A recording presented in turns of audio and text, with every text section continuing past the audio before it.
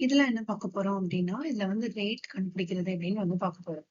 இதுல வந்து ஃபர்ஸ்ட் என்ன கொடுத்துருக்காங்க அப்படின்றத பார்க்கலாம். 8,000 becomes 9,200 in 3 years. அப்போ வந்து find the rate of interest per annum வந்து கேட்டிருக்காங்க. இப்போ வந்து 8,000ங்கிறது நம்மளுக்கு என்ன பிரின்சிபல். 8,000 ரூபாய் கடன் வாங்குறோம். கட்டும் போது எவ்வளவு கட்டுறோம்? அமௌண்ட் 9,200 கட்டுறோம். டைம் வந்து எவ்வளோனா 3 years. சிம்பிள் இன்ட்ரெஸ்ட்ல.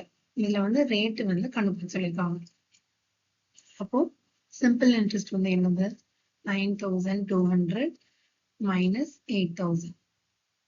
நம்ம கட்டின கடனும் அப்புறம் வாங்கின கடனும் மைனஸ் பண்ணாதான் நம்மளுக்கு வந்து வட்டி. 1,200 ரூபாய் நம்ம வந்து எக்ஸ்ட்ராவா வந்து கட்டிப்போம். இப்போ எஸ்ஐயோட நம்மளுக்கு ஆல்ரெடி தெரியும். P into R into T by 100. Pன்றது principal வந்து 8,000 ரூபாய் கடன் வாங்கியிருக்கோம். ரேட் ஆஃப் இன்ட்ரெஸ்ட் தான் கண்டுபிடிக்கணும். 3 வருஷத்துக்கு வாங்கியிருக்கோம். 500 equal to simple interest வந்து 1,200.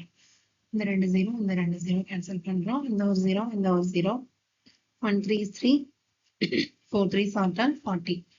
1 8 is 8. 5 8 are 40. இப்போ R equal to என்ன? 5%. இதான் வந்து ரேட் ஆஃப் இன்ட்ரெஸ்ட்.